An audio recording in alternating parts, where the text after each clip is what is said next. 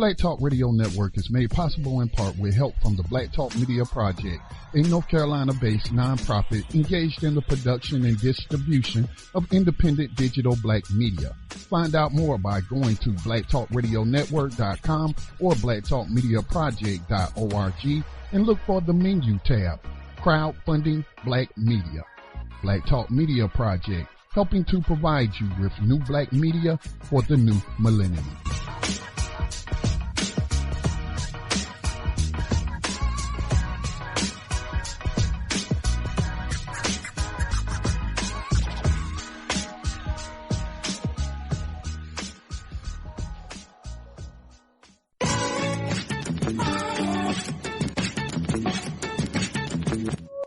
And opinions expressed by callers, guests, and hosts do not necessarily reflect those of the Black Talk Radio Network and Black Talk Media Project. Black Talk Radio is new black media for the new millennium.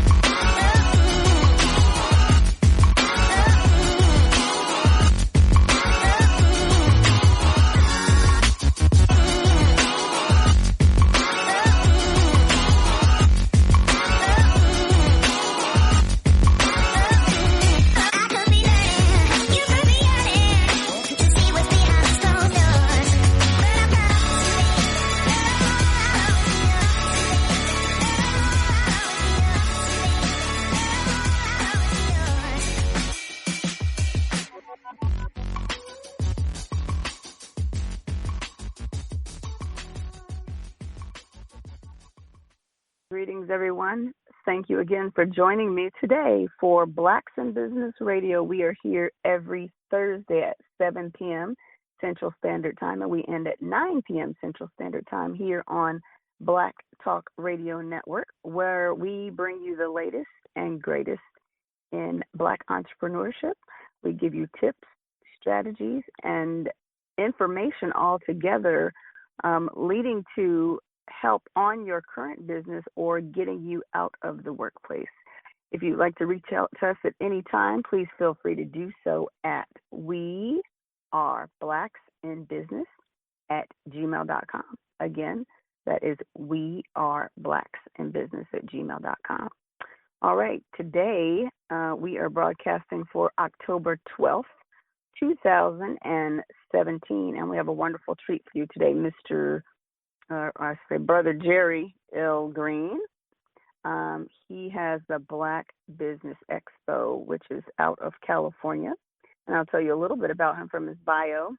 After a 12-year career in the United States Air Force, Jerry explored several career paths and finally determined that working directly with the community projects and members was exactly where he needed to be. He was involved in the initial planning and strategizing for the Moreno Valley Black Chamber as an advisory board member for 2 years, and then he accepted the chairperson position in October 2006. While serving on the Moreno Valley Advisory Board and developing his strong community ties, Jerry's affiliations through his real estate brokerage, Homes for Life, RE Team Inc., and noting key indicators that the California real estate market was effectively on his marketing company, forlifeenterprises.com. After extensive market research, Jerry decided to launch the Inland Empire Black Business Directory and Resource Guide, a directory designed to help Black businesses increase sales and Black consumers. In December 2007, let's start that part over again. Let's see. Okay. After extensive market research, Jerry decided to launch the Inland Empire Black Business Directory and Resource Guide, a directory designed to help Black business increase sales to Black consumers. I think that's supposed to say and. Okay, that's where I'm tripping up. You guys forgive me, I'm reading. In December 2007, to ready for national exposure and opportunities, Jerry determined it was best to change the name of the directory to Black Business Resource and Networking Directory. Okay, so the Black brand, it's spelled out BRAND. Okay, so we are going to, of course, bring Brother Jerry on. Excuse me for my reading this morning. It's quite interesting, but you guys understand. So we're going to bring him on right now.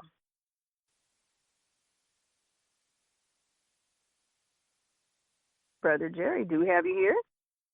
Yes, I am. Thank you for having me. All right. So we did read that brief little bio about yourself, and I'm sure that there is so much more that you could tell us.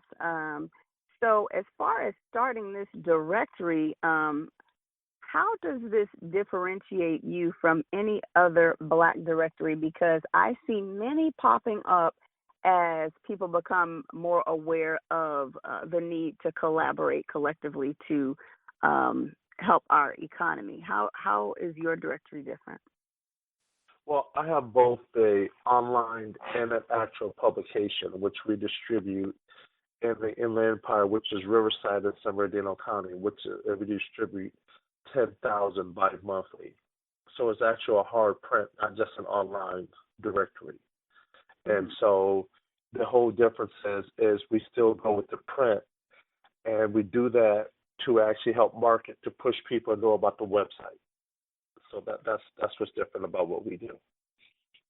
Okay. Well, I find that people, although we are in the age of technology, people like myself, I still appreciate a printed copy of things I'm interested in. So that's good that you have both. Now, how often is this produced, the publication? It's bi-monthly. Bi-monthly, so every other month. Okay. So had you ever had any thoughts of extending beyond California? Yes. Our growth plan and business plan is right now we're in the Inland Empire, which is Riverside, San Bernardino County, the two largest counties in the United States. 2019, we will expand to LA County, which is with the same business model. So our business model is this. We publish the directory bi-monthly, and then we do quarterly Black Business Expos. So the company name is Southern California Black Business Expo. So we'll do that and expand to the LA market, 2019, give it a couple years to saturate the market, and then we'll move to San Diego and do the same business model. So each area, and California is very regionalized. So each area is its own independent marketplace. And then when we expand outside of California, I already have the name, the website. It would be United States Black Business Expo.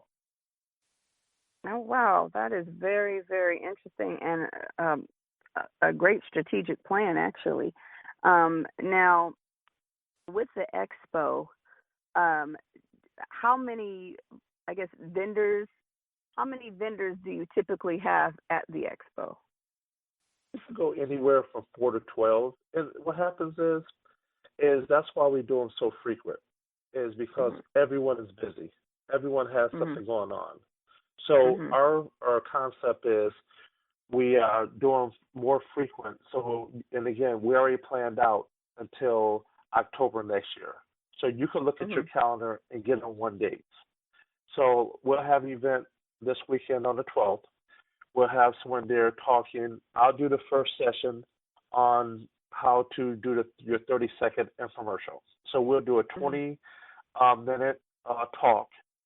Then we'll do a 20-minute question answer, and then a 20 minutes networking. And then we bring our next speaker on, which is going to talk about nonprofits.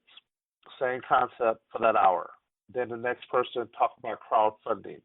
Then we'll talk about SCORE, because I'm also on the marketing team for the Inland Empire for SCORE. So we'll talk about what opportunities what services SCORE offers. And then the last gentleman is Daryl Evans from Yurko Loco out of Las Vegas. And he's going to have a 6-step telling individuals how to scale their businesses and how him and his partner, the consulting firm, have been able to help businesses scale up to $100 million. Oh, my goodness. That sounds wonderful. So it's very diverse in the subject matter that is taught. And I know that the affiliation with SCORE is a great one. It's amazing how many people don't know that they have a SCORE in their town. I discovered it, I think probably about 8 months ago. I don't even remember why I discovered it, but I went down to the office and just was able to see all of the professions that they had there, at your disposal to kind of explore. I also spoke with a mentor, and, I was very satisfied with the services. And I think that, more people need to just really connect with SCORE so that they can get the important information that they need. Right. And the thing is that so when I go in and I talk in front of a group and they say, well, Jerry, we're white, and you're Southern California Black business. How do we work together? I say it's simple. I know the needs of the Black community and the Black businesses, so I can be the bridge for you guys to work together, because my service mark is bringing communities together through business connections daily. And that's what I do. So I go out, and basically like the military, we call a recon mission. I go out, find the information, find the sources, then I can go back and help individuals in our communities with business. Okay, that sounds like a great plan.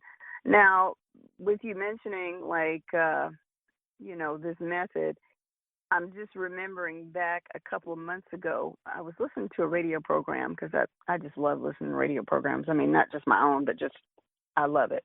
That's how I learn. So I was listening to a radio program. It's called We Live Here, and it's local here to St. Louis.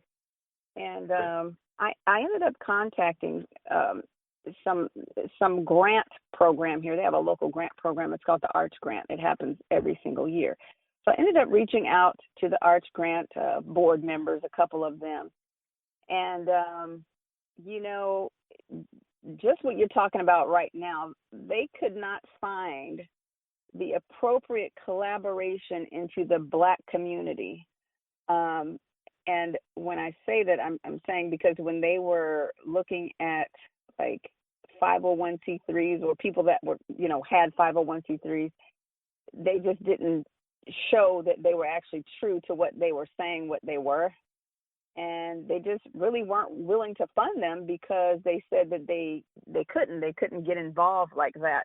So there's definitely a liaison that is needed to understand culturally where we are, and then the deficits that we fall under concerning business. You know what I mean? Because I think that we are really unique in how we do business, and other people don't necessarily adhere or understand our business needs or, whatever our deficits are. I just think that there definitely needs to be a liaison there. Well, let me tell you another story. Being a veteran, I went to St. Joe's, what they call SEJ, Entrepreneur Jumpstart School, back in October to November last year for a week. And the program is open to all veterans, entrepreneurs. And you do a 30 days classroom before you go and have your business plan. So then you actually go to the school for 7 days, and they pay for everything, airfare, hotel, and everything. And then you pitch at the end like Shark Tank. So I pitched, and so I get back here first week of November. I get a call first week of February, and a gentleman comes in, and with that, you have 60 to 80 lecturers coming in, all entrepreneurs. And being that I had really already been in business, I can relate to a lot of the actual entrepreneurs coming in. And I was the only one who actually really had a full-fledged business. Out of 20 people, the other ones really, they had concepts and things they were thinking about doing. But I had been in business, and I do business consulting and all that. So, and so they'll come in and say, okay, yeah, we made $5 million. We made $2 million. We made $12 million. So a guy comes in and say, last year our sales was $685 million or $650 million, one of the numbers. I'm thinking, wow, what do you guys do? So they have start talking, So we pitched at the competition. I came in fourth. I was like, okay, that's cool. We want some money, while we pitch, we want some money. But in March 2nd, I get a voicemail. And the guy says, hey, Jerry, we met at St. Joe's. I'm really interested in what you're doing. and we can co-brand, revenue share. Please give me a call back. So I researched, his name and who he was, and he was a $685 million guy, the president. Long story short, we came to a collaborating partnership. And what was going on is because they could not find, and it's hard to find, black businesses. Mm-hmm. And he said, Jerry, you're the only one I know who actually have a publication and working in the community like you do. And so we, worked through the process. It was like a 40-page contract, so I had my people look at it and everything. So we went through all that. We signed. So just to say that there are many opportunities across the country because of a set-asides and things like that black businesses can get into. And what we do, our collaboration, is we have basically a vetting platform.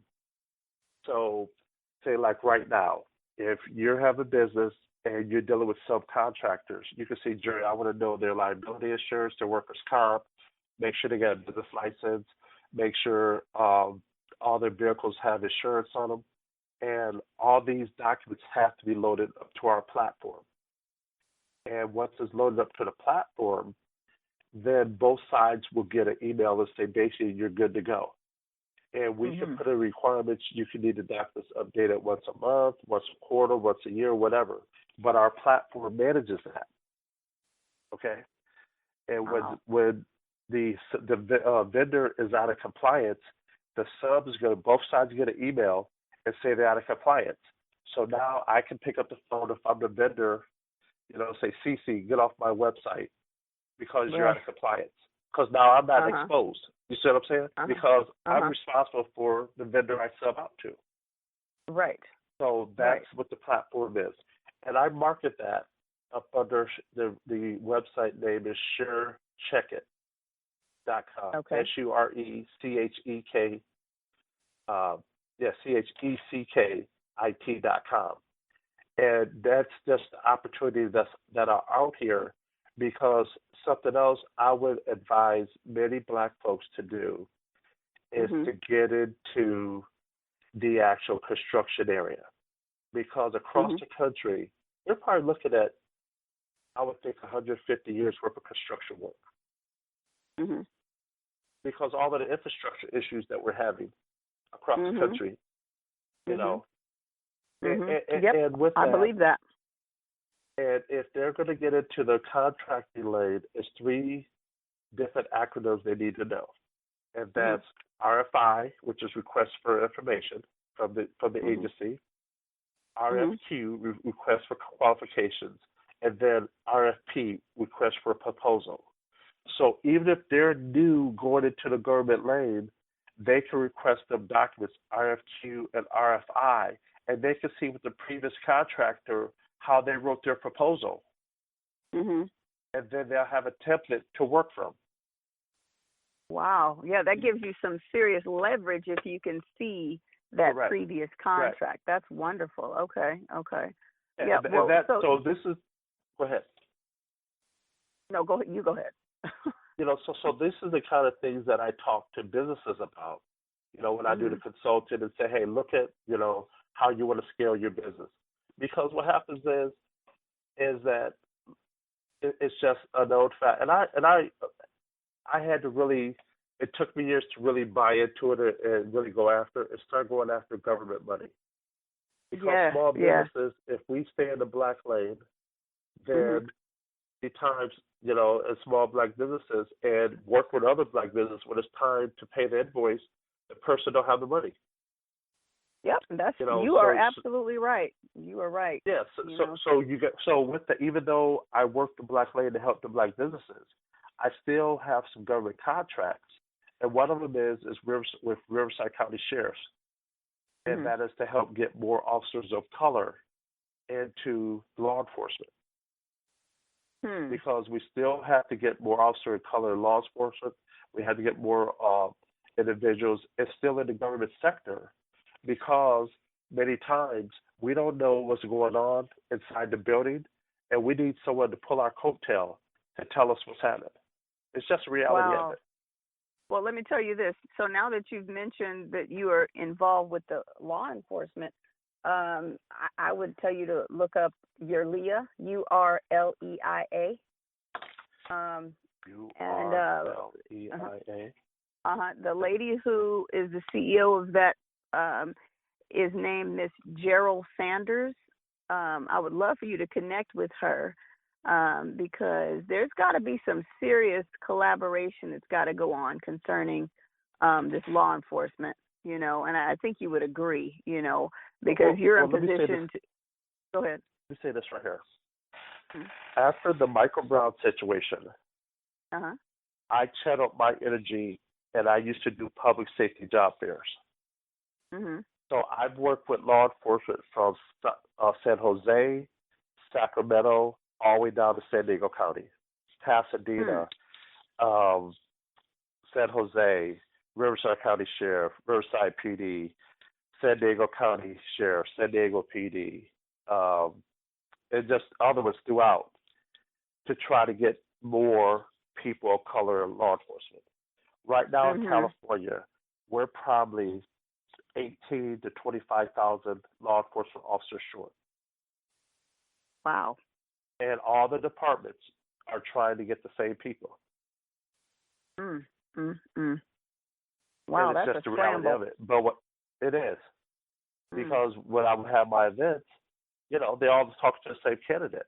They all, so that's how it goes. So what happens is if a department changes their pension plan or anything like that, they're going to lose officers. If officers, because in California, once you get on the department and you're there for a year, you get something what they call the post test. With the post certificate. With that, you can go to any other department in the state. Okay. So now what happens is you have some departments that don't hire new recruits. They only go after post-certified officers. And because the compensation is so much better, then they leave. Prime example was San Jose. They had a mayor that came in, and him and the city council changed the pension. So in 2 years, they lost 200, 400 officers. Oh, my goodness, that's dramatic. Yeah. So they're looking at it's going to take anywhere from 8 to maybe 14 years to get back up to where they were. Wow.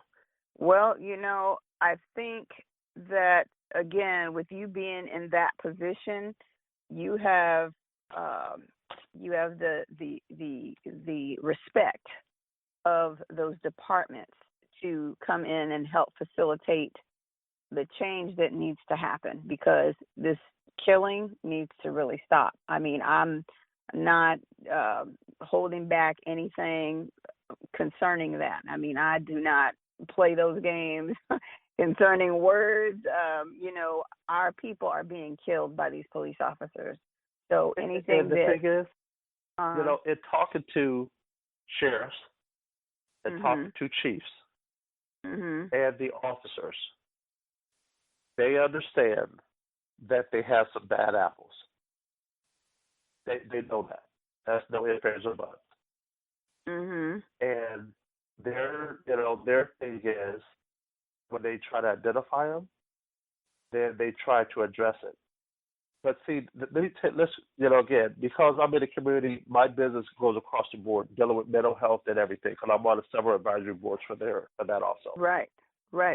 What happens is we need to look at who we elect as the DAs. That's really where it is. Because these DAs are putting charges in front of these officers that they can't convict on, that a grand jury nor can a jury convict on based on the rules that the judge give them when it's time to deliberate. You can't put charges on the officer saying premeditated, because you don't know his mindset when he drove up to the scene. And that's how they're getting off. So it comes back to who do we vote for as the DA? And we need to ask questions as a community when we see someone running, saying, what is your thought pattern, or how are you going to treat officers when they kill kill citizens. Are you going to go for hard charges, or are you going to give them a pass? And that's really what we see. Because what happens is something happens, and they run a game on our community because our community at a point got so happy that we're going to trial. Now we see the results after the court case is that we're not getting convictions. And they're playing the game to where they're not going to let out the verdict or the decision until after they have the infrastructure together with the police and riot gear, or they call in the Air National Guard and all this. So that's what we got to understand. The bigger picture is it's dealing with the DA and the charges they put on that officers. Because how can you not convict these officers when we see things on video, but then you could convict a black man or a black woman with no video? Right. Exactly. That's ridiculous. Well, I definitely want to connect you with Miss Sanders because, she's going hard for this organization. And when you get her bio up, you will see how serious she is about stopping the killing. I've worked closely with her on these projects because I'm everybody's virtual assistant. But, yes. So that is a good thing that you are involved. And the mental health piece that you mentioned is also very important. I was listening to another radio show called LIB Radio with Brother Keedy Awardu. He comes on every day, every day. And they were talking about, of course, this recent happening here in Las Vegas. And they were able to start talking about the mental health piece and, just people who are in authority to carry weapons, why are they not being checked for mental illness? Even people who have come from the military that, may have something like PTSD, and then they're later on, put on the police force or just put in charge of weapons, period.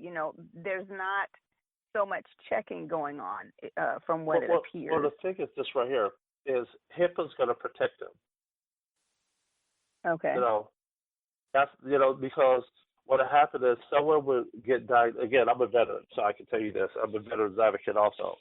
So what happens is that it's your medical records for the military or the VA that you could have things there, but you don't have to disclose on the department. If something doesn't happen and the department psychologist or therapist doesn't do an evaluation on you, then you're going to go through clear.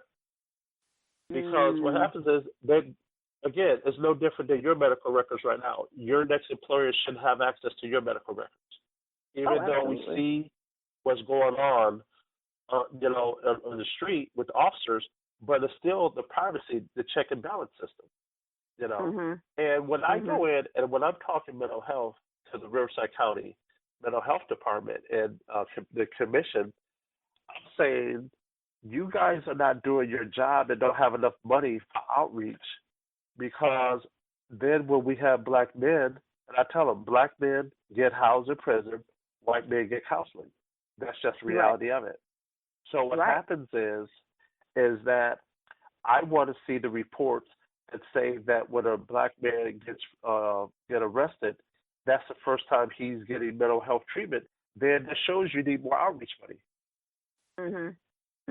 So I approach it from that standpoint, saying that, hey, you know something, and you see someone need mental health, you don't have to approach someone right away and engage. Right. Call in, a social worker or a therapist to try to help de-escalate the situation. So that's the approach I go in when I go to meetings, and just tell them, you're not meeting the needs of the community. That's true. That's absolutely true, and that's the way to do it. Now, speaking of those issues, because they're so intertwined in our business, and people like to try to separate things and kind of push them under the rug, and it's now the elephant in the room, and people don't want to talk about it. But really, we have the ability to really succeed in some areas, but because of the continued oppression and just these different things that we have to deal with, there's just certain things that, we really don't have access to. Now, concerning people who come from prison, Do you have something in place there in California, like a portion of your directory that deals with that?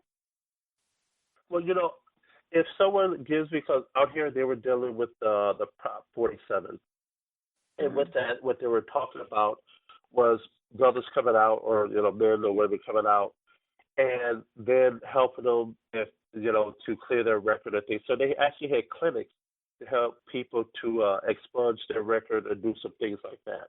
But there are some support organizations out here in the community that help in the transition for people coming from incarceration and things like that. And since we're talking there, something else I just launched, and because I work in the community, I started getting a lot of calls for advocacy for Black students. Okay. So I just launched the Black Student Advocate. And last week alone, we advocated 3 situations. And I've been involved since May, probably 5 to 8 students within advocated. And part of that is to stop the preschool to prison pipeline. So what happens is that I was getting calls just because I'm in the community. And I was like, okay, what's really, because parents many times don't know how to navigate the educational, the school system, the districts. That they don't expect the school districts to lie to them. And so parents will go into meetings, and parents, go into meetings not knowing what's going on, and look up, and all these bad things are being said by their child or about their child. And they're like, huh? And so I launched the Black Student Advocate, and a lot of people don't know is 2 weeks ago today, on September 25th, it was the 60th anniversary of the Little Rock 9. Okay. So with that, the phone number for the Black Student Advocate is 833-925-1957. Now, are you only able to advocate for California students, or are you advocating around the United States? Well, right now, it's because when I say advocate, we're actually, and it's just really right now the IE, that's somewhere in Riverside County. We actually have advocates that we send to the IEP for the parents, but we look at the scale at nationwide. Okay, okay. Well, let me know when that happens, because I'm definitely interested, because that subject matter should be touching near and dear to everyone's heart because of how they are labeling our children these days. Just a lot of them have this IEP, and parents don't understand it. And, I hate to say it, but this is what happens. We do this stuff where we sacrifice our children for $1, whether it be for sports or something crazy, or even an SSI check, and that's just real. Correct. Now they will they will tell you and that's that. how it goes. Again, I work with a lot of organizations, and one organization I was working with, the grandmother said that she got a call out of nowhere, and they told her, "Hey, if you put your grandson on medication, you'll get a check." She said, "Who are you, and how did you get my number?" The lady said, I can't tell you that. But that's what happens. And once they get that jacket, that goes with them. And so what we do last week, let me give you a little history.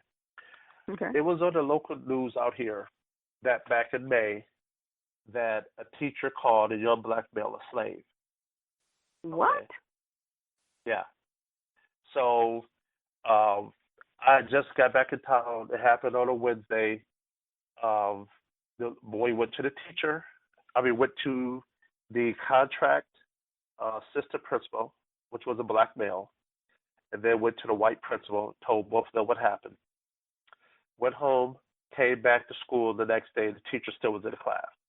So now both the assistant principal and the principal didn't think it was a big deal. So the grandmother called the local news. So they came out, and it was on the news. So I get home Thursday night, Thursday morning, Friday morning I get up, and I got like 5 people tagging me, "Jerry, what we gonna do?" And I see the video. Mm. So I immediately text the superintendent of schools here for Riverside County. And we Mm. talked early that morning, and I talked to a school board member. And then that afternoon, the superintendent called me, and we talked several times over the weekend. So we did several things in the community. We do what we call a men mob. I don't know if you're familiar with that. Mm-mm. A men mob is basically where there's a group of men, and we go right outside the school property where the kids enter, and we just give kids high five and tell them have a great day. But they get a chance to see men of color in suits and work clothes, and just tell them have a good day. Yes, I have seen that. I didn't know what it was called. Yes, a men mob. Yeah. So we did a men mob on Monday morning. Monday afternoon had a community meeting. Tuesday morning we did a women mob, and then Tuesday night about 10 of us spoke at the board.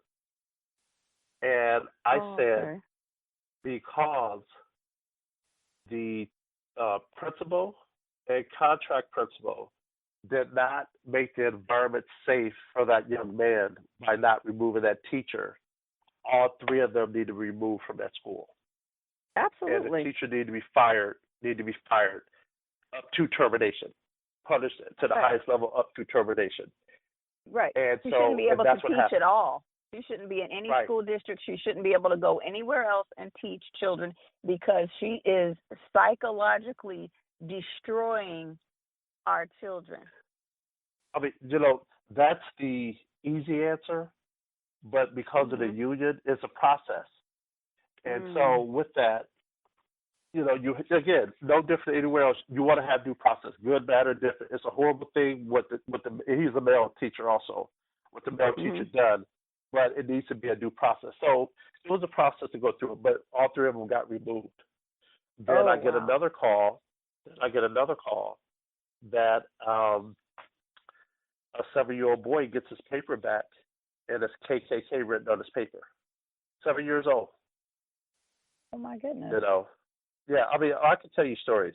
Yeah, and that's why I said I had to develop and come up with something to help these students because our babies are going in here and dealing with so many different things that they need to know someone is out there to look out for them.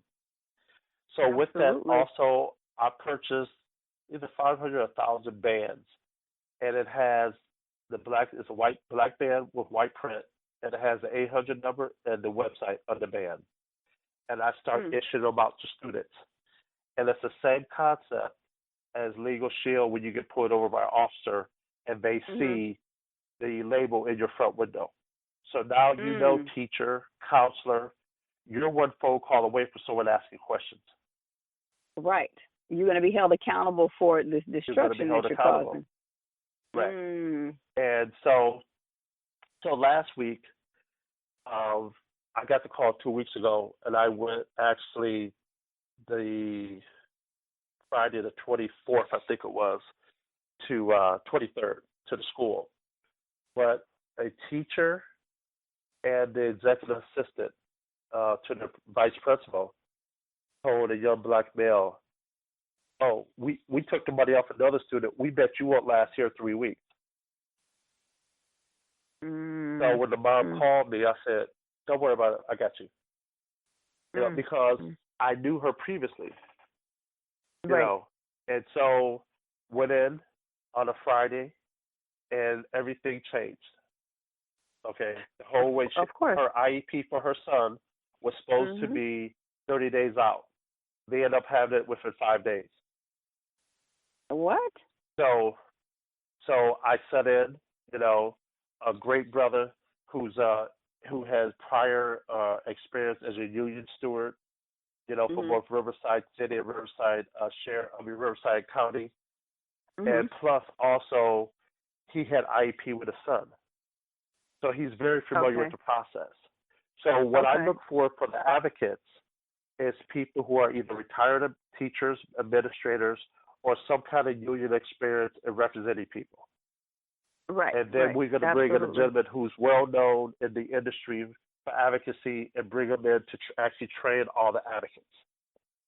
Right. So then we're all on the same page, And again, we don't get out And one thing right away, I tell the parents, it's not about us as the Black advocates. It's about your baby and you as a family getting the best services.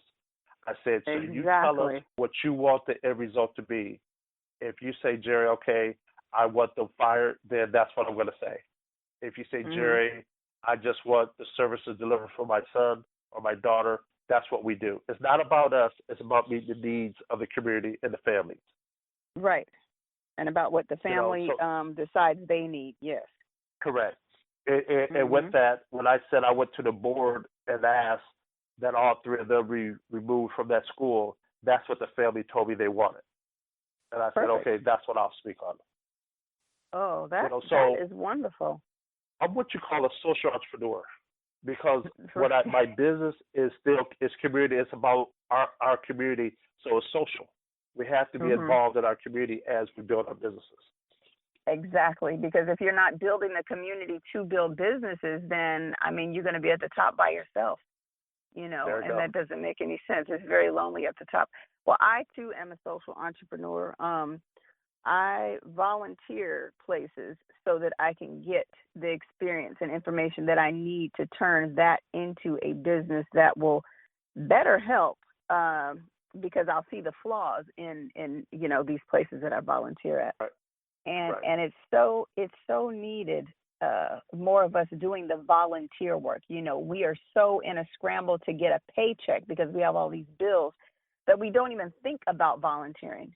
But these organizations and these sinkholes of, quote, community service, they contain our people. So if we are not reaching out by way of community service and just, volunteerism, how are they going to get the help that they need? I mean, it's just, you cannot really get the help that you need from somebody that doesn't understand what you're going through and what your problems are.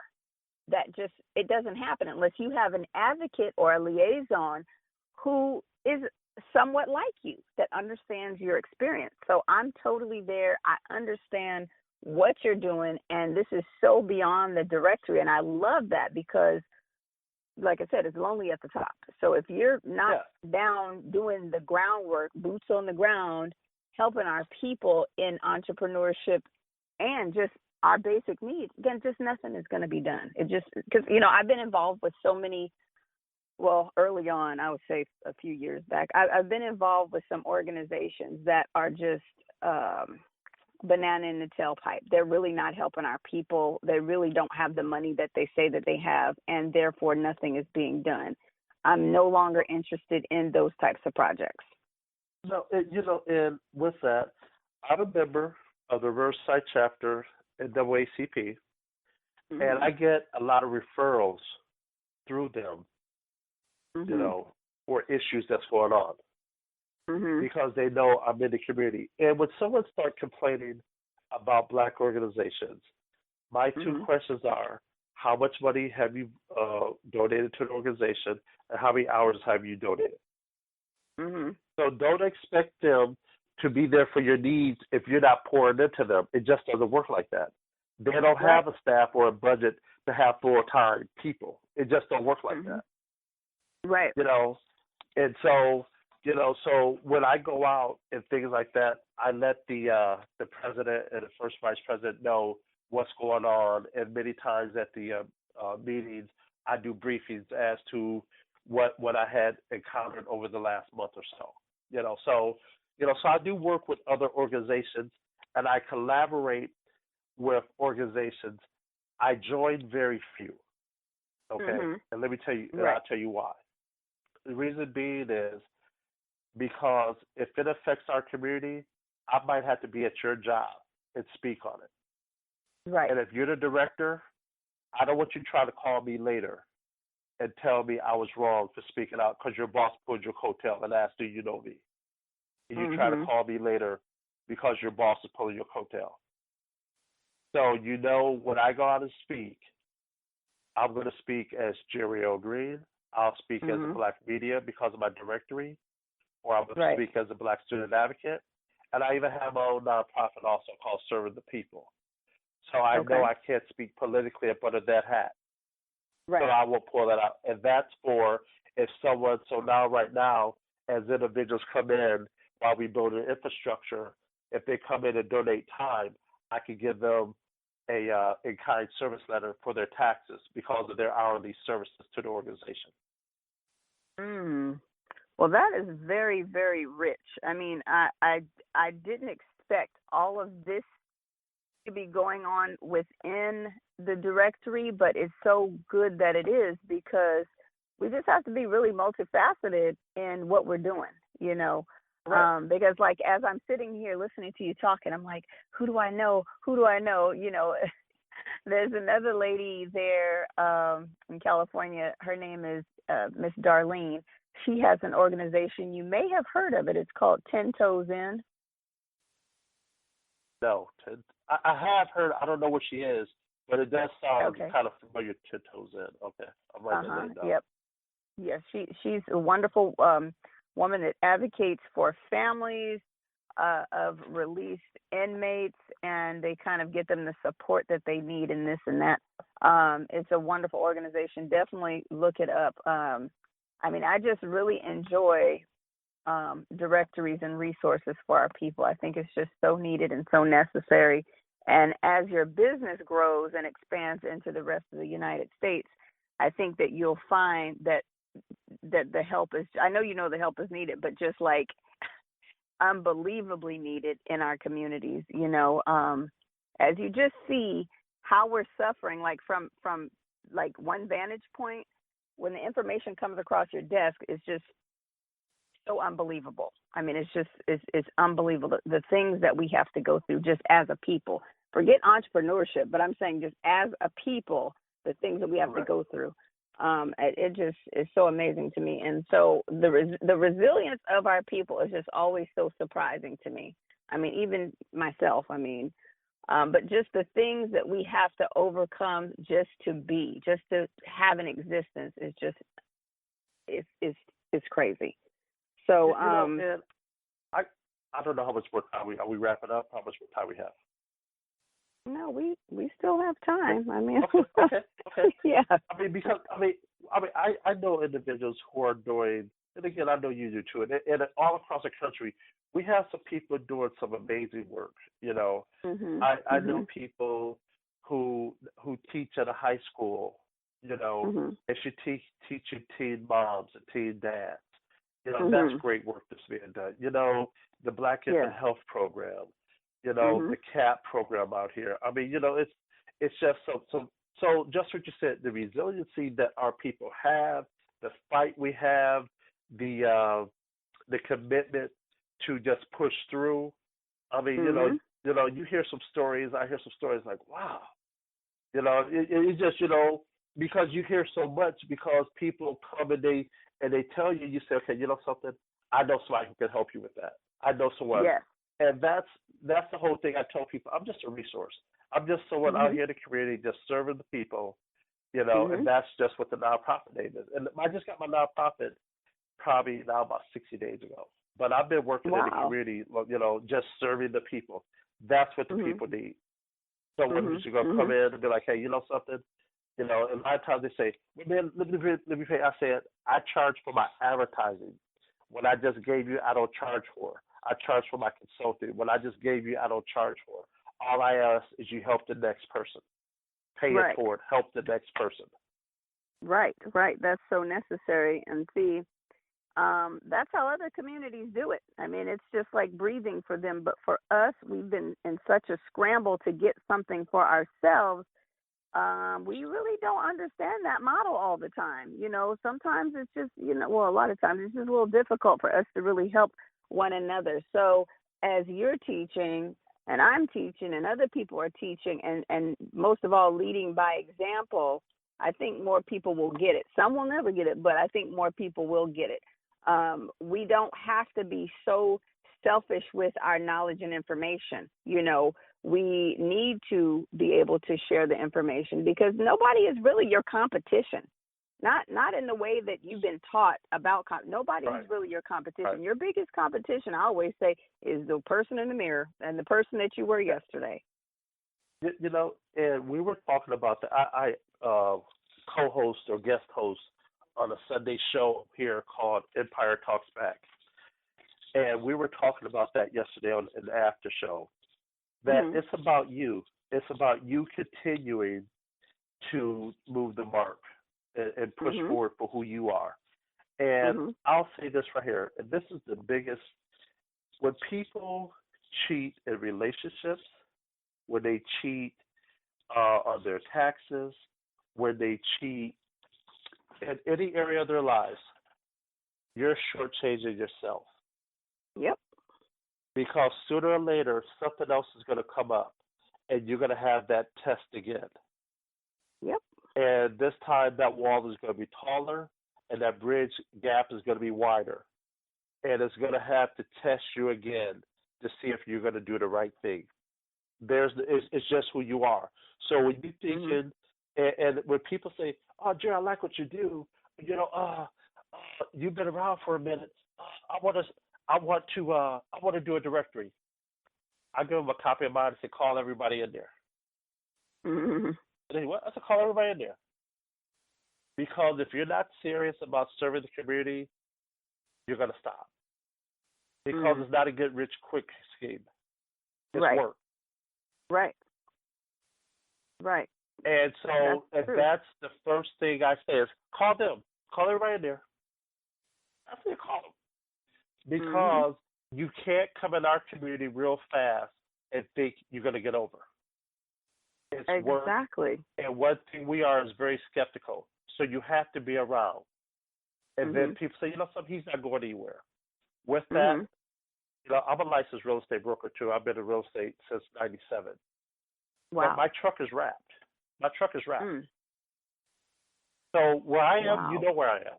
There's no ifs, ands, or buts. So I'm not going anywhere. Right. Your information is there saying I'm here. I'm here. And at one church I used to attend, I used to always park my truck in the same place. And when I couldn't get that space, I had to move somewhere else. But people would call me. Over the years, I got at least 5 to 7 calls. People call me and say, Jerry, you didn't go to church today? Sunday? I didn't even know who they were because I had 800 of them. Right. I'll say, who's this? They say, no, man, I didn't see your truck. Oh, they're looking for you. They're looking for me because that's how consistent I am. All right. And one guy said, Jerry, I would come by and see your truck every day. And because I saw your truck, that made me come to the church. He said, if I could see your truck here every Sunday when I was going to do something else, then I could get committed. Well, that's influence right there. So people looking at you, even though you don't think they are, they're looking. That's true. All day, every day, they're looking. And if you know that, you would really act accordingly. If you truly cared about your community, you would act like somebody is watching you. Because, of course, ultimately God's watching you. But you are the example to many people. Maybe you don't feel that way, but people are definitely watching you, especially the children. And people really, really need to take heed to that information. I'm going to say a joke real fast. Say something funny. Okay. So because my truck was wrapped, and little kids would see me, and the guy came to me and said, Jerry. I said, what's up, Doc? He says, man, we see your truck everywhere. And my baby like, Daddy, there go the ice cream man. Because you... It's that symbolic. It's got a lot of things on it. Yeah. But again, with that, like I said, you would know when you would see my truck, Right. And I would use it, and I use it for marketing. So if I know I only could go to a meeting, say 15 minutes, I try to get there as early as I can to park close to the door. So then when you go into the building, you got to see my truck. Right. So then people are like, Jerry, I saw your truck when you were at the meeting. I saw, I had to leave. And that's how I would position and go and be in the community. And people always say, Jerry, you're everywhere. I know I can't be, but that's the perception. Right, exactly. And they need to see that you are in the community. That wrap truck speaks measures. And not only does it speak measures that you're there, it's like, wow, like me, like when I was starting out, I would see your wrap truck and be like, wow, I want to wrap my truck too. Better yet, I want to get a truck so that I can wrap my truck. What business could I do that I could get wrap on? You know, I would think like that as a young person, and you just never know how your influence is going to be. And that's how it goes. You know, that is how it goes. That's definitely how it goes. Now, if people want to reach out to you for consultation or receive a digital copy of the directory or a hard copy of the directory or just be in contact with you in general, what should they do, Brother Jerry? They can call me at 866-493-3394. That's 866-493-3394. The website is www.SC, which stands for Southern California, BBE, BlackBusinessExpo.com. And also, let me go ahead and give a shameless plug. We were voted the #1 Black Business Expo by blackbusiness.org last year. Wow. Well, that's excellent. Speaking of the expo, go ahead and let us know the date of the expos coming up. So it's Saturday, October 14th, and all my events are on Saturdays, you know. Mm-hmm. So it's Saturday, October 14th, 2017, January 13th, 2018, April 21st, 2018, July 21st, 2018. All these are in the Inland Empire, right across the street from the Ontario Convention Center at the Gateway Hotel. It went through 2 name changes in the last 90 days. It used to be the Ontario Radisson Airport. Mm-hmm. And the events are from 8 to 3. And advanced tickets are $35, $45 at the door. Okay. And if again, a person wants to be a vendor, is that information on the website if they want to be a vendor? It is. Yes, it is. But they need to call me because I don't let everyone be a vendor at my events because my events are business events. So with that, it's not my events are business events and they're not family events. And the difference is family events is like in a park. Anyone can come and, you know, that's how it goes. My events are business events, so everyone pays to get in. So it's going to be a smaller crowd, but businesses. So I don't let people come in that's selling wares and things like that because not enough traffic, and I don't want to take people money just to take their money. Right. You know, so I don't set people up to fail. So they can look at the information online and then give me a call, and I can tell them if we're a good fit or not.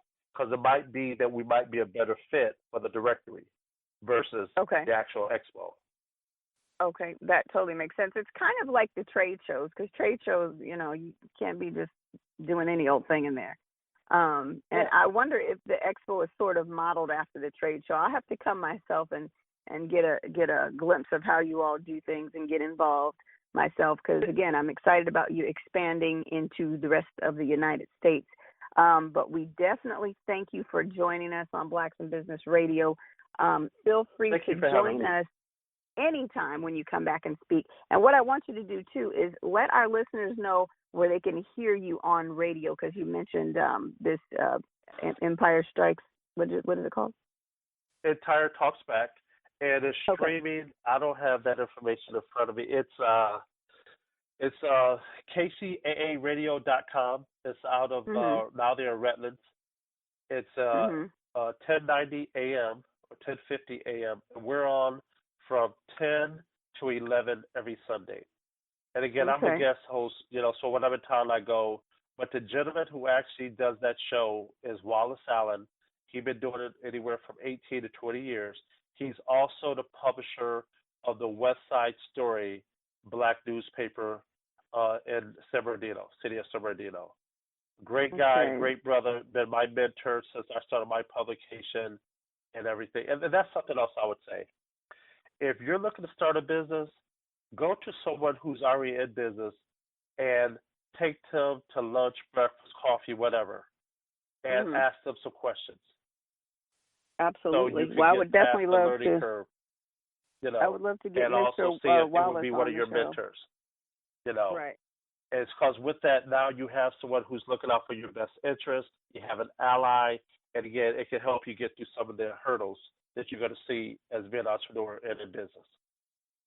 That sounds good. Well, I was saying I'd love to get Mr. Wallace on the show since he is your mentor. I mean, I've gotten such rich information from you. I mean, wow, what is it going to be like if I could get him on the show? I would really love to listen to that radio program. That's a done deal. Okay. That's very worth done deal. I mean, Okay. that's how we do. That's how we, done deal. Okay. I'll call him and say, hey, I done a show. She want to interview you, and it's a done deal. Don't even worry about it. I'll put you in contact with him. Yes, sir. Well, I definitely appreciate that because we love to help each other out. That's what we do on Blacks in Business Radio. Like I said, there is no competition. We are only here to help one another. So I want to thank you, sir, for joining us. One more thing. If you need black businesses, I could give you some. That's not even an issue. They'll love the exposure. Oh, absolutely. We look forward to interviewing anybody that wants to come on that has a business. So send them forward, and we will definitely do a great exchange with you, okay? But in the meantime, we are going to end this program, and we will talk again very soon. If you have anything coming up and you would like us to talk about it on radio, come back anytime. You are welcome here, okay? Thank you. All right. Thank you. Have a great day. You too. Bye-bye. Bye-bye. Okay, everyone, that was Mr. Jerry. And I really, really enjoyed that directory because, there's so many directories out there. And I don't even really know how well they're all put together because I just became saturated with the information and just things not really looking too great. I do appreciate people putting things together because, again, we are becoming aware of the issues with us coming together in our economics. So I appreciate that information. So you all should check them out.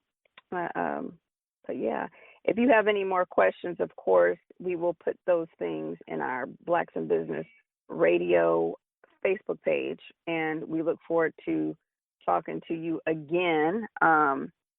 Let's see here. This is the first hour. This is recorded, you guys, so you got to excuse that. But we'll be back with you in just a little while, okay? Again, Blacks in Business Radio.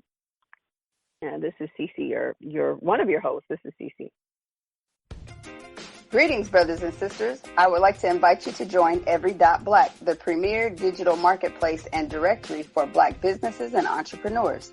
Membership benefits include representation on 12 websites, 12 Facebook pages, and 12 Twitter accounts. Your company will also be featured in the monthly e-letter. Sign up today by typing in Every.Black. Use the discount promotional code SISI. For more information, call 253-343-7284. When it comes to promoting your business, remember Every.Black.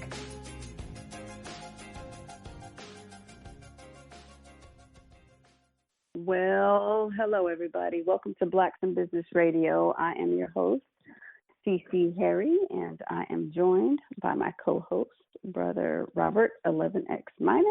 Robert, are you there? Yes, ma'am, I am. Wonderful, wonderful. Today is October 12th. This is a pre-recorded show, and we're dealing with what again? Tax liens, because you guys can't get enough of us talking about it. This is our fourth show dealing with tax liens.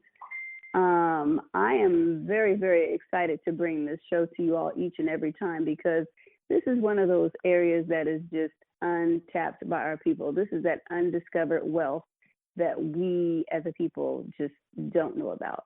And now what I'm saying is people are just kind of bypassing it like it's too good to be true.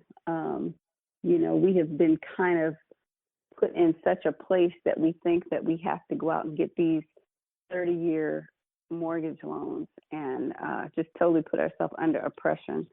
Robert, have you experienced some sort of interesting situation when you tell people about tax lien property? I haven't, not for real. Just curiosity. People are very curious about, the fact that they can own a piece of property for $5,000 and $6,000. That's about the response I get, when I'm talking to people about it. So yeah. Mhm. Well, I know that people are always blown away, but really, I think after it resonates with them a little bit, they're just really in the mindset of, this is just too good to be true, and they always ask me, well, have you bought anything yet? And my explanation is no, because the last auction, which was my first auction, I was just really observing, and pretty much the next day had to be on a plane to Hawaii, or was that the same day? I don't remember, but it was really crazy. So I had to kind of hold off on that, but I'm looking forward to being able to say, yes, I have purchased a property. I will be ready when the time comes. But we will definitely be at the next one, which is October 17th here in the city of St. Louis, down at the same courthouse. What is it? What street is that on? Is that Market? Oh, my gosh. Yeah, that's Market. Okay, Market Street. Yeah, Market Street. So what we didn't talk about in depthly was the other properties in the county. There is a list of 65 pages of property in St. Louis County. We're dealing with the city right now with this tax lien sale, but there's a long list, 65-page long list of properties that are still sitting in the city. Now, with those properties, you can actually just go to the website, find out what the taxes are owed on them, and then you can go into the office and you can put your bid in. It's so funny because months ago, somebody tried to explain this information to me, and I kind of was like, what is he talking about? This is too good to be true. I've heard of the tax lien sale where you go to this auction, and then, you bid and this and that, whatever, So when he was telling me about that, I just was like, okay, whatever. And he just really did not have the best way of presenting, but it's fine because it was at Seed Planet. I think I talked about this before. And so now I know exactly what he was talking about. Another thing is we kind of get lazy, like I said I was going to go through this whole list of 65 pages. I haven't done it yet. I've picked and chosen. And then I think actually I was discouraged because before I really knew how this list works, I found a piece of property. So I thought that was on the list and found out it just actually wasn't the property on the list. And there's a trick to it. Like when you go on the list, and you guys, I'm going to post these links in Blacks in Business Radio so you can see which list I'm talking about, and I'll help you navigate through them. But you go to this list and automatically you look at the address. And if you're a smarty like me, you're like, oh, wow, I could just Google this list, and get in there and totally look at this property and be so excited. But when you use that Google, it's not accurate for these properties. You actually have to use the mapping system that they have on their website. So word to the wise, just really reach out to us for instruction. If you want to know more about this tax lien property, tax deed property, post third sale, which is what's in the county, anything like that, if you want to learn more or you want to talk to us up close and personal, please reach out to us at weareblacksinbusiness@gmail.com. So what we want to do right now is bring on our expert, Miss Tiffany Making It Happen Tyuse, who has purchased property from the tax lien sale. As a matter of fact, she comes all the way up from Atlanta, Georgia, not once, not twice, but a million times to scout out her prospects. She comes up here and she makes it happen. So let's bring her on right now.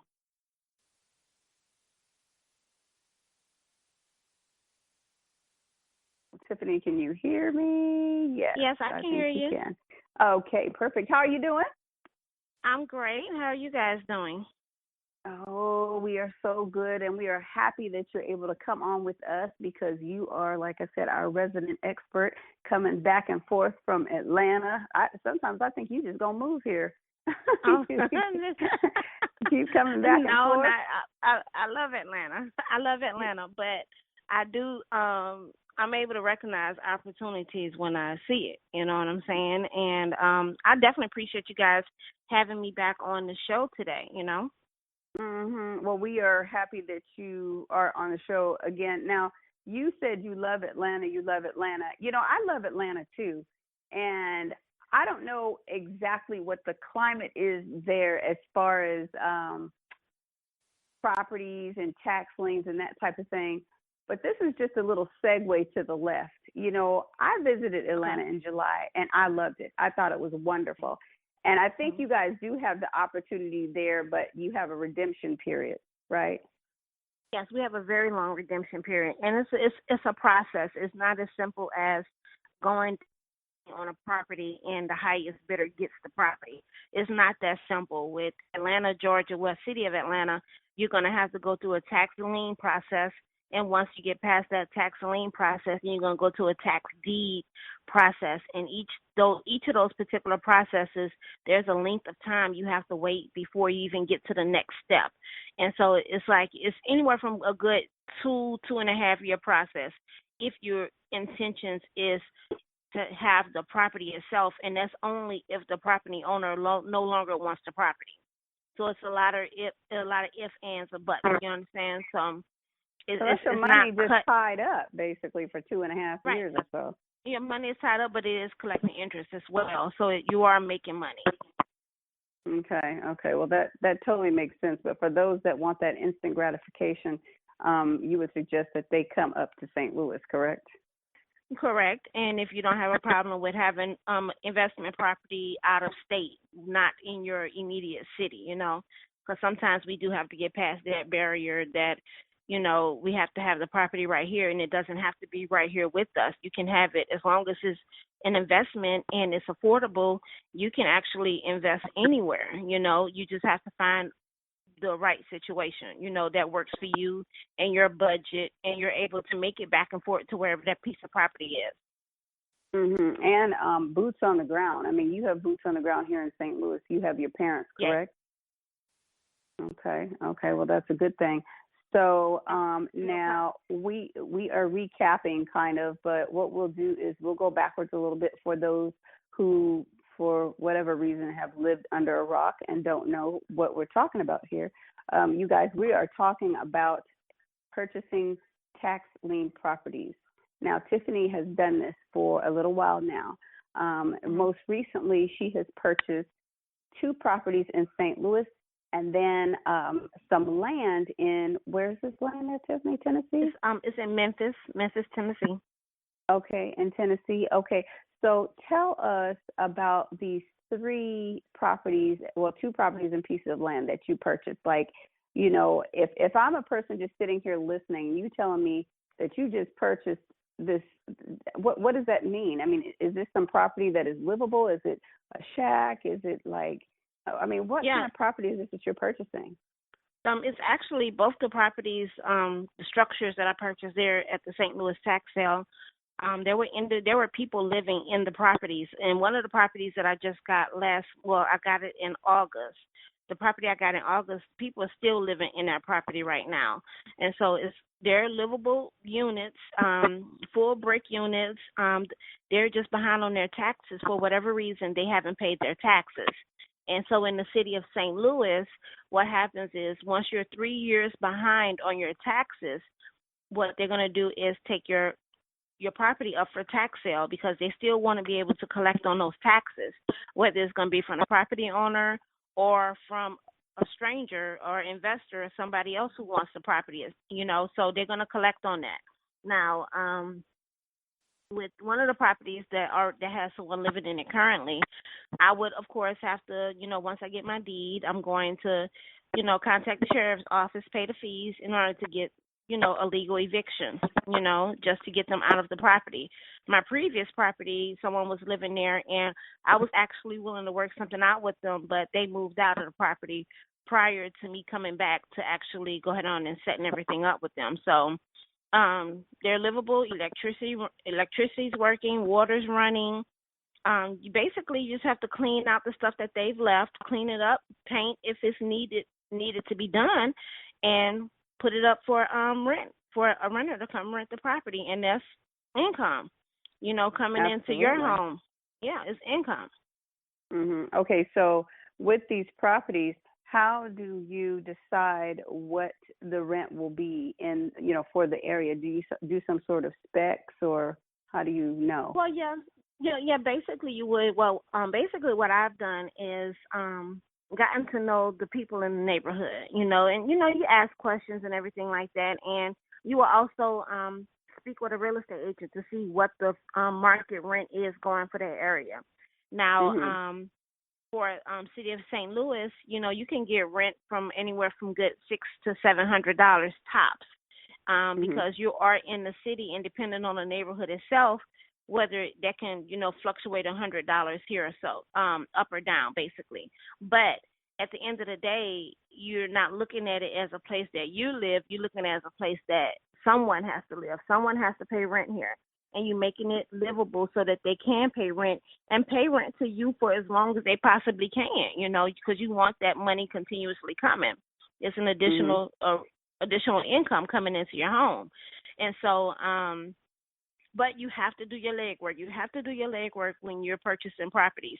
And with the tax sale there in St. Louis, there aren't any liens on it, no mortgages on it. There's nothing that's going to come attached to that property other than the brick and mortar structure itself and the land that it sits on. That's all yours that you're going to pay for, and you don't have to worry about anything else other than getting it up and running for someone else to rent it out, or if your intention is to resell it. You have to look at the fair market values of the properties there in the area and see what other homes have sold for and when was the last time homes have been sold in that area, to figure out if you want to sell it or if you're going to just put a renter in it and collect the income off rent. Right. And then Robert also, of course, is the expert that we have, resident expert on owner financing. Robert, what would you suggest for owner financing? Well, I don't normally buy residential property. I went to the tax auction sale and I saw the same opportunity that the sister is talking about. And that really triggered a wonderful ideal in my mind in terms of making Black people property owners and creating mortgage notes that they can afford, and giving them the opportunity to actually come into ownership of property. And with buying the real estate as cheap as you are buying it at the tax auction sale, having it free and clear, you can just create a mortgage note on that and eliminate. For me, I don't want to deal with all the headache of renters and the little bitty things that you have to go out and maintenance on the property. The homeowners, once you make a person a homeowner, they are responsible for all of that, and their level of responsibility typically goes up because they have an invested interest in it. So that's the only angle I see at residential property for me. I've only owned one piece of residential property in my entire real estate lifespan. But as I say, when I went to this auction, with the knowledge that I have, I actually saw a opportunity to literally create wealth, ongoing wealth. I mean, just keep repeating the cycle over and over and over again. And when you really get why you should be creating mortgages instead of rent, it's a really huge benefit. I can think of three things that you should consider when you buy these properties and create mortgages. One, excuse me, I got some sinus issues, but one is, as I said earlier, avoiding the headache of dealing with renters. That's one thing. Two is, when you create a mortgage, it's definitely a double win for you, the seller, simply because in the mortgage, if you ever bought a home, and you go over your amortization sheet, you notice two things. You notice a interest payment and a principal payment. Well, those two payments adds up to one note, but in the real scheme of things, those are two separate payments. The interest payment totals one amount. The principal payment totals the amount minus the down payment. Once you put the down payment, let's say if it's $90,000, you put a down payment of $2,000 down, then your principal is going to be $88,000. So let's say that interest is 6 to 8% on that loan, and you do a 20-year loan, and I'm just shooting off numbers off the top of my head. I can come pretty close. Let's say you do 6% interest on a $88,000 loan, then you're talking almost doubling the principal amount in the interest alone. So now what would be 80 or 88,000 would turn out to be somewhere around $200,000 when it's all said and done. And that's the mathematics that most people just are not getting as I try to explain this to them. Another thing is if you decide you want to sell that house for cash, depending upon the state that you're in, then you're going to have what the government call a capital gains tax, and you can avoid that tax, or you can get around that tax by in another property. Once you make that sale, then you go. I forget the form that it's called, but you buy another piece of property, and that kind of helps you get around the capital gains tax. If I'm not mistaken, totally. I have never sold a piece of property for straight out cash. So that part of the game, I'm not totally 100% sure, but I do know I'm almost right where I need to be with what I just said on that. So it's just mathematically and responsibility-wise, that's the only way I would go with dealing with residential property. My love is commercial property, and even with that, it's easier to buy the commercial property doing it that way. So that was the thing that I saw at the tax auction sale that really just ignited my my thinking to a whole nother level. So I mean, hey, it's a lot of opportunity there if someone really understood the mortgage side of real estate. So let me go back a little bit to understanding the mortgage side of real estate. Now, what I recognize about a lot of people, because I'm one of these people, when I start hearing certain words, I all of a sudden space out because it reminds me of 5th grade math class that I wasn't good in, right? So you're talking about amortization charts and numbers and percentages and capital gains, and I'm like, womp, womp. Okay, so let me just break it down a little bit for us all. Again, Robert is our resident expert, but what he's saying to you is essentially when you buy one of these properties, which is not hard to do, you become the bank. You know how you're paying Wells Fargo for your mortgage or Bank of America for your mortgage or any of these other mortgage companies that you sat down and you signed your life away for 30 years. You can actually turn around and do this for your community. You can become the bank for your cousin, sister, brother, best friend, whatever. You can become their mortgage company. You can have them paying you, and you gain the interest off of that property. And I know that this sounds like something that is just totally out of your thinking pattern and thinking process, because we always think that we need to give somebody else our money. But this is a way, like Robert was saying, to keep the money in the community. With these tax lien sales going the way that they're going, I mean, when I was there, I was blown away by the people that were there. I mean, I was like, wow, there are people in here buying properties. But with our people being in these positions to buy this property, there's no way that we can't loan to each other. I mean, and in a big way.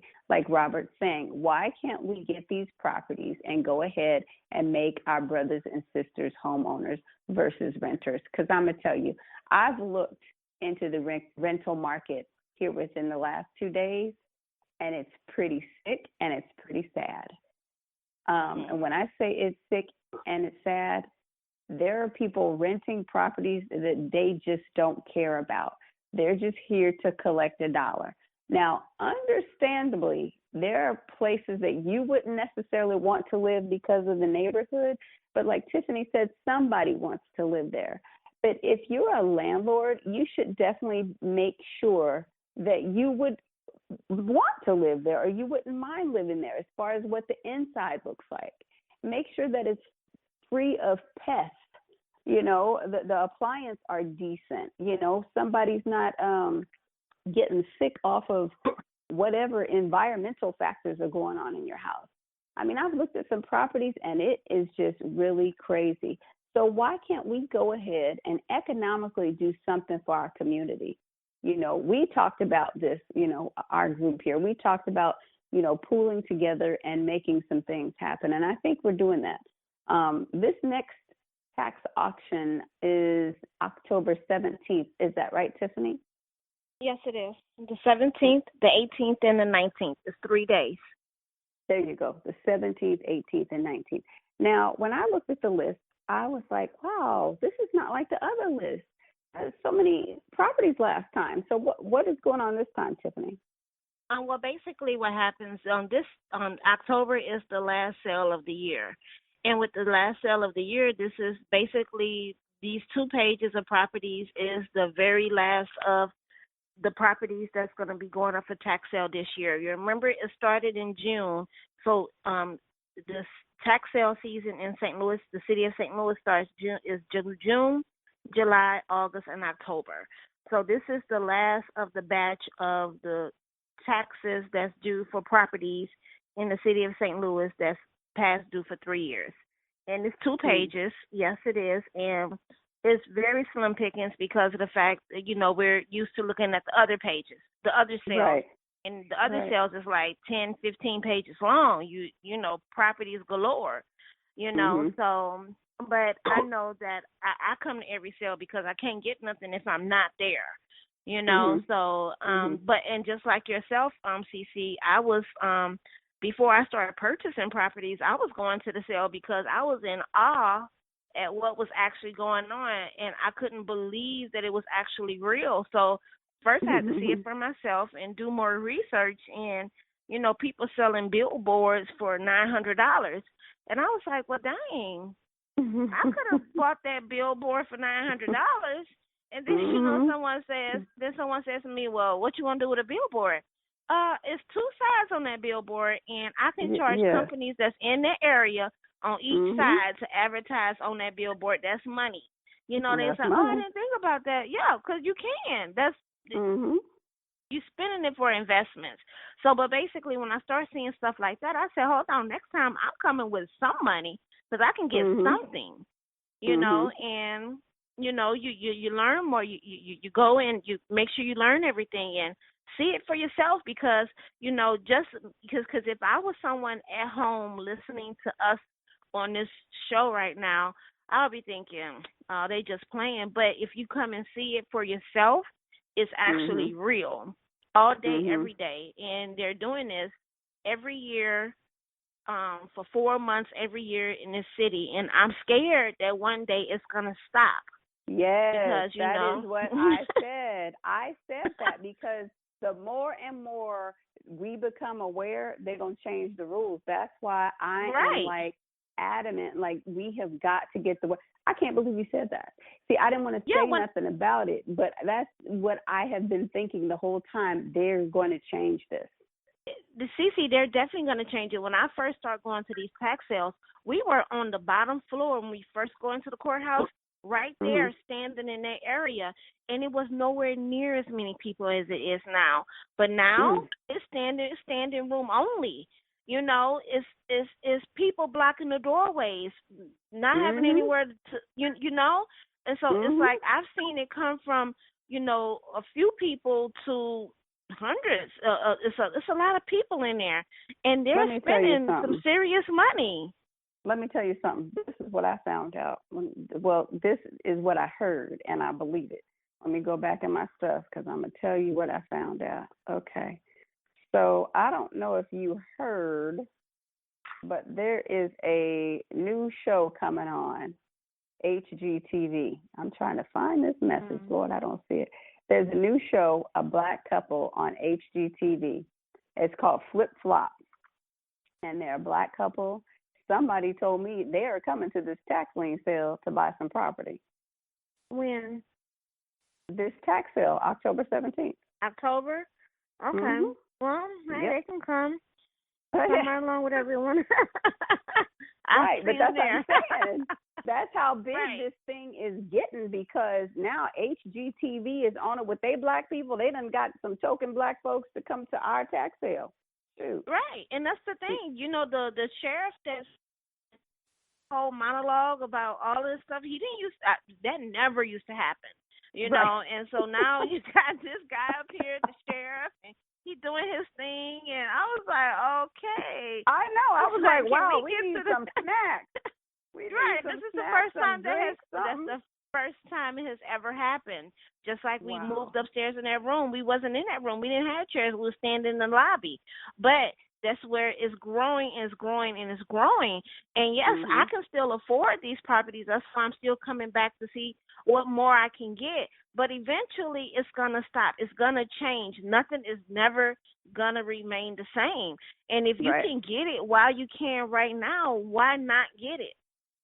Right. Why not get it? I mean, you're going to look back after you evolve a little bit and be like, dang, they was talking to me about that. Why didn't I do nothing? And we're here to help and facilitate your process. You can reach out to us at weareblacksinbusiness@gmail.com.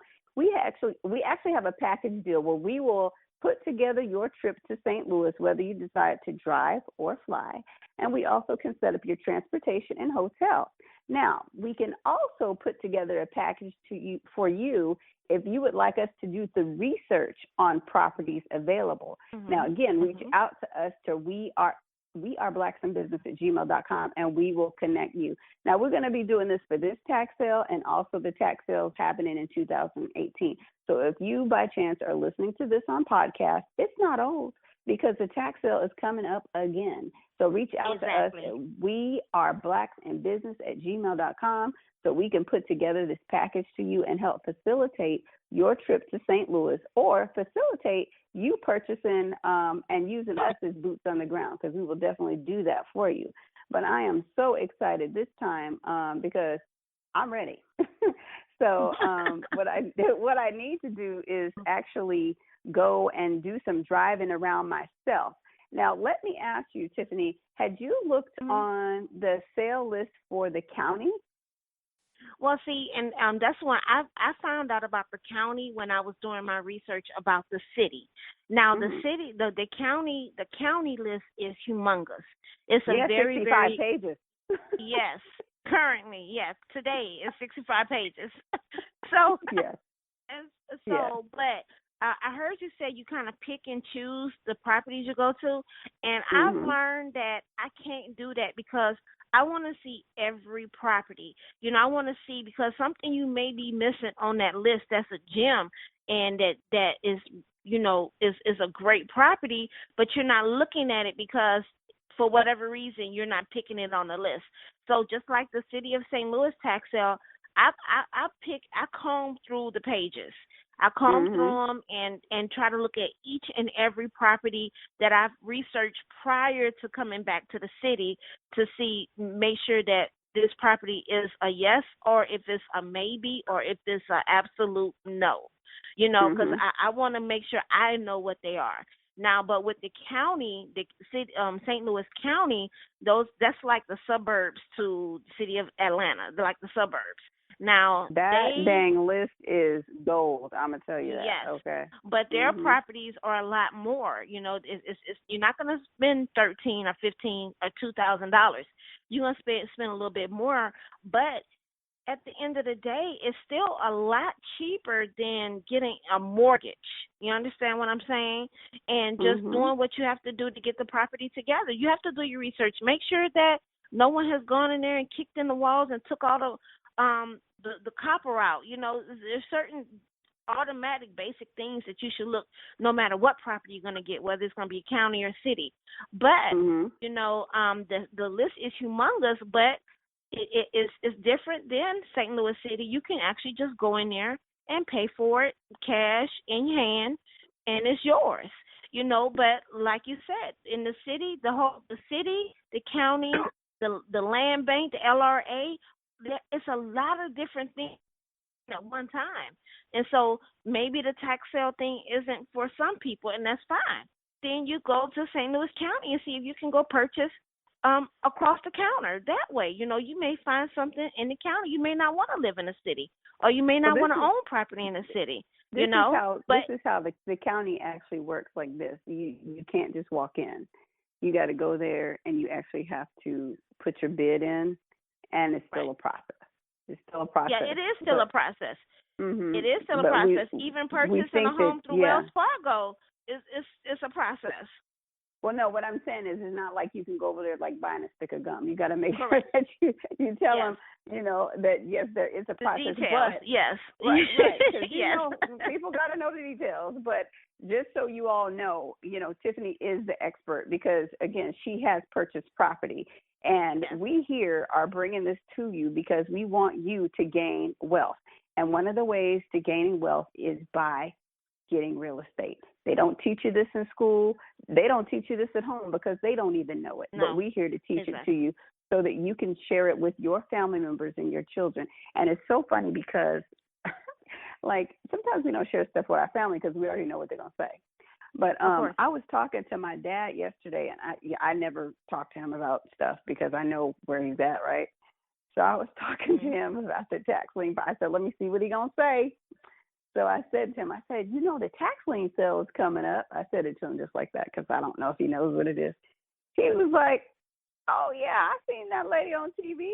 She bought her house, or she was in a house, and somebody bought her house at the tax sale, and she was still living in there after 3 years, and now they want her out. I was like, oh, my goodness, what is he talking about? So the only thing he knew about the tax sale was some lady on the news that was getting put out of her house after 3 years. So I was trying to explain to him about the tax lien stuff. He was like, oh, nope. To go into that sale, you got to pay $500 to get in. I said, oh, my God. Okay. Who have you been listening to? That's not true. Right. So I'm using my dad as an example, okay? There's all these myths flying around keeping you from getting what you need to get. I don't listen to other people. I go to the horse's mouth, okay? The horse's mouth, meaning you get on the internet, you do the research yourself, you reach out to us so that we can help facilitate the correct information that you need to purchase property or to get ready to purchase property. Come on now. I mean, stop making up all these things. And June is right around the corner. June is coming. So that gives you time to prepare and stack and save money, you know, to get prepared for, if you're not ready for this October sale, just get ready for June sale because there's going to be a lot more properties than just these 2 pages that's coming up for October. But you guys, I mean, if you got 2 pages for this month, I mean, this is going to give you a wonderful head start instead of combing through pages and pages and pages of property. Just take this as like a little practice run. Get these properties, do a Google search, and just see what you can see. If you see something on there that you might be interested in, definitely reach out to us because we can make it happen. But we're going to be up front and let you know. You got to have that money, though, because we're not going to be there boots on the ground, and then you say you want the property and we get it, and then, bam, suddenly you don't have it. Because what happens, Tiffany, if you win the bid and you don't pay? You are banned forever from being able to bid at a tax sale in the city of St. Louis. Banned you will forever. Not be able to ever bid again, ever. Okay, so listen, people, you're not going play us like that. If you want property and you want us to be boots on the ground for you, there is a process. We can put this together the right way, but we are not doing it like that. You just know that ahead of time we will have the funds ready to give to the sheriff or whoever he is, and sure. Just to make it happen like that for you. Robert, what do you have to say? Oh, yeah, definitely. I support this message. That's what I have to say. Okay. Definitely support this message, honey, because I'm telling you, I'm very excited. You know, it's about the experience. You may not have the money right now, but it's just like preparing for a test. How do you prepare for a test? I mean, you have to study. You got to study even the kind of people that go to these tax sales. Because like Tiffany said, it wasn't like this before. And when I say like this before, that place was crowded. And I would like to say it was because of our radio program. I'd like to say it's because we were spreading the word. I don't know if that's true or not. But just by Tiffany saying, wow, this is changing, it makes me very excited for our people because that's who you saw in there. I mean, you saw some white people too in other races, but the majority of those people in there trying to get that property was our people. So what does that tell you? That tells you it's your time, okay? It's your time. And St. Louis, I looked it up. St. Louis is one of the country's lowest rental rates still. Mm-hmm. I think they're like number 3. So I think that just the opportunity is there. If you want to be a landlord, if that's what you want to be, this is just really, really a good time for that. It's really a good time for that. So I would suggest that you all reach out to us. Tiffany, if they want to get a hold of you to talk to you more in-depthly, how can they reach out to you? They can call me at 404-732-3304. Perfect. Okay. So what do you have for them? If they want your expert advice, do you have like a package for them to where you can facilitate help? Yes, I do have a package as well that basically the boots on the ground as well, where we basically if you need someone to hold your hand through the process, because at first it can be kind of scary if you've never been to St. Louis, or if you been there scary. But you never purchased property. Yes. So this is scary, just trying to, do this for the first time. But we can hold your hand and assist you in the process because just going to the sale and bidding on it, that's just the first step. You still have to get a confirmation done, and you still have to get your deed in your hand. There's still other little steps that you have to take. It's still a process.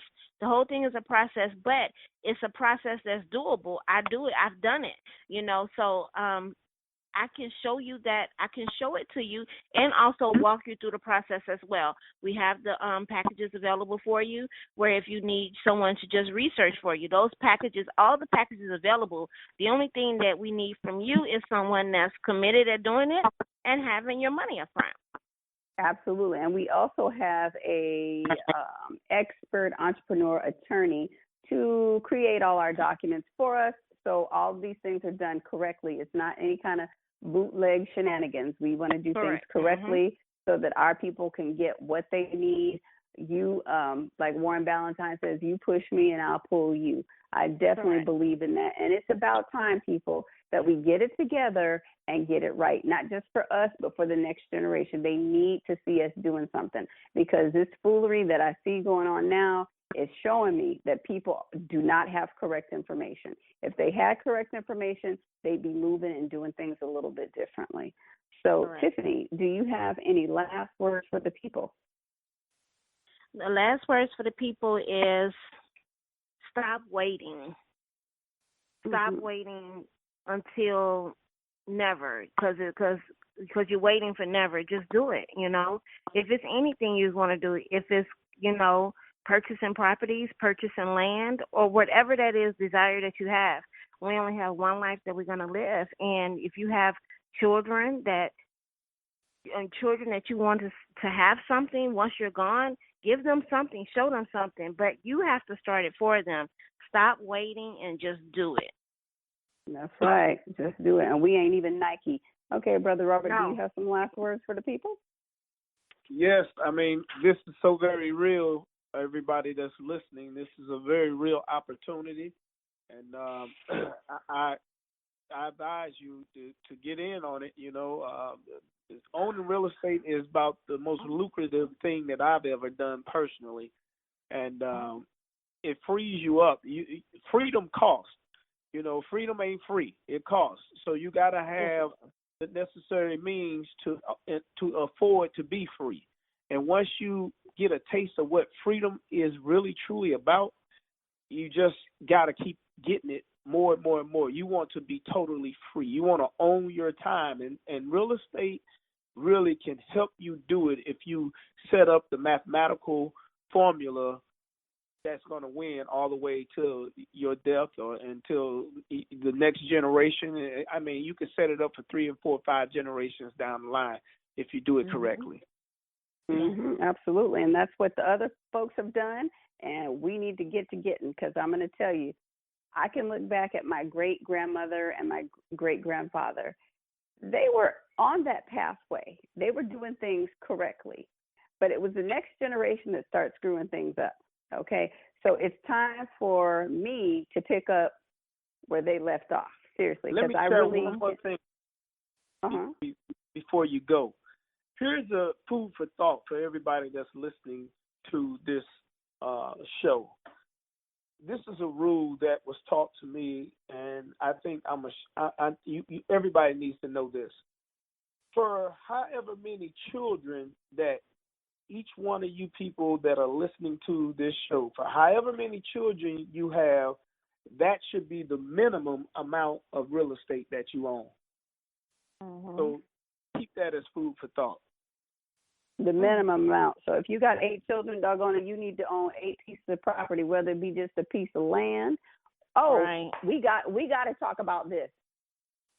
When you come here, actually, no, I'm going to send you the link. Okay, so this is what we saw the other day. Okay, I'm so excited I forgot.